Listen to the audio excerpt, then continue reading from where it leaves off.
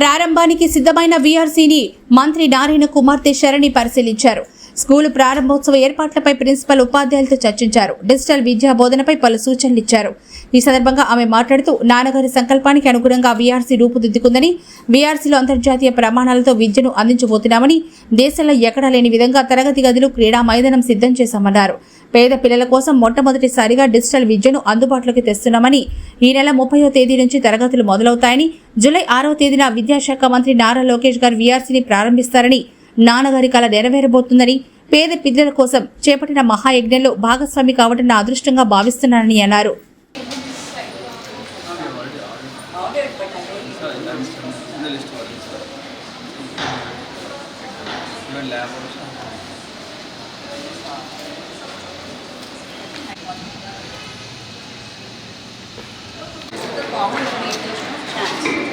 How the day looks, kind of examinations and all that. Post lunch is where subject wise and HODs are there. Coordinators are there. Teachers are also there. So they will talk. Brief them how to execute, like bridge program started 3 days. Yesterday I said 15 days.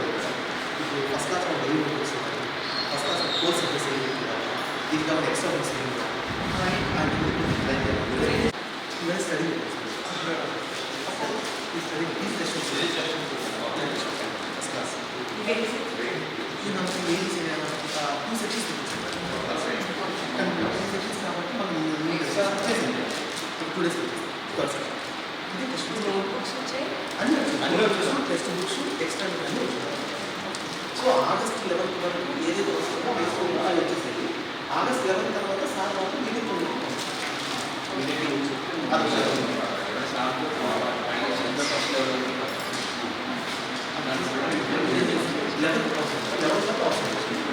మీరు study notebooks extra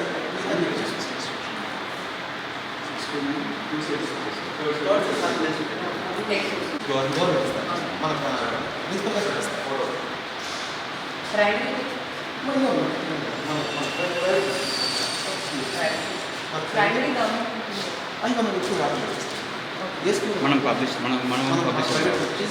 ప్రైమరీకి text books ఉన్నాయి.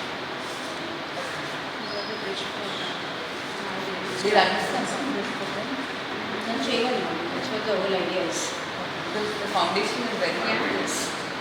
Money 1 week only, they have taken it for 2 weeks. 2 weeks. In which course?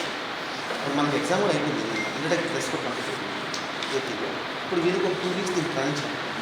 అంటే ఈరోజు after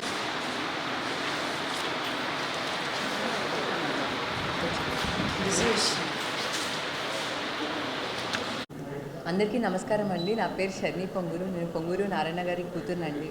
నేను ఈరోజు VR స్కూల్కి వచ్చానండి. VR స్కూల్లో ఈరోజు టీచర్స్ ఓరియంటేషన్ స్టార్ట్ అవుతుంది. Pre primary and primary orientations జరుగుతున్నాయి.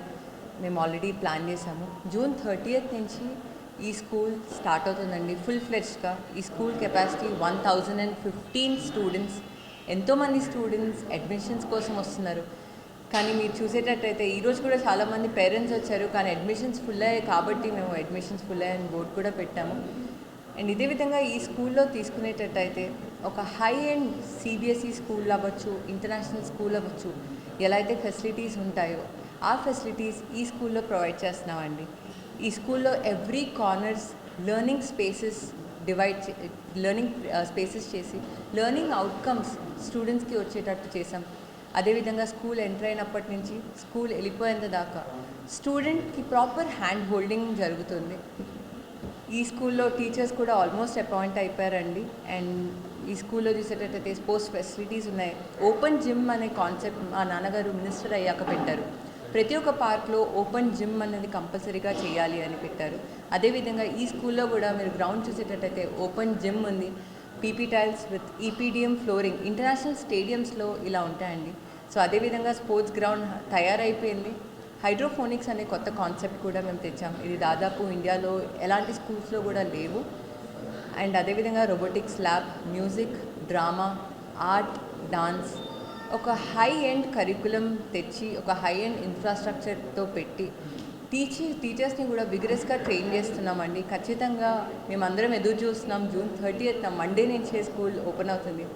సో ఈ స్కూల్లో ఉన్న స్టూడెంట్స్కి ఒక ప్రాపర్ హోలిస్టిక్ ఎడ్యుకేషన్ కూడా మేము ప్రొవైడ్ చేస్తున్నాము. నారాయణ గ్రూప్లో ఎలా అయితే మేము డిఫరెంట్ ప్లాట్ఫామ్స్ ఉంటాయో టీచర్స్ని పేరెంట్స్ని కనెక్ట్ చేసే ప్లాట్ఫామ్స్, అదేవిధంగా పేరెంట్స్కి ఏమైనా డౌట్స్ వస్తే ఆ ప్లాట్ఫామ్స్లో పోస్ట్ చేస్తే ఆ డౌట్స్ కూడా రెక్టిఫై అవుతాయి. ఎన్లర్న్ అని, ఎన్ డిజిటల్ అని నారాయణ గ్రూప్లో ఉన్నాయి. అదేవిధంగా ఆ ప్లాట్ఫామ్స్ని మేము ఈ స్కూల్లో కూడా ఇంటిగ్రేట్ చేస్తున్నాం. నిరుపేదలు ఎంతోమంది ఈ స్కూల్లో చదువుకొని గొప్పవాళ్ళు అవ్వాలి. మా నాన్నగారు ఒక నిరుపేద కుటుంబం నుంచి వచ్చారండి. సో ఖచ్చితంగా నిరుపేద కష్టాలు తెలుసు. ఎంతోమంది ఈ స్కూల్లో చదివి గొప్పవాళ్ళు అయ్యారు. మా నాన్నగారి కళ త్వరలో నెరవేరుతుంది. నాకు దీనిలో భాగం అవ్వడానికి చాలా చాలా అదృష్టంగా ఉంది. అండ్ నేను కూడా ఎదురు చూస్తున్నాను జూన్ 30th. నమస్తే.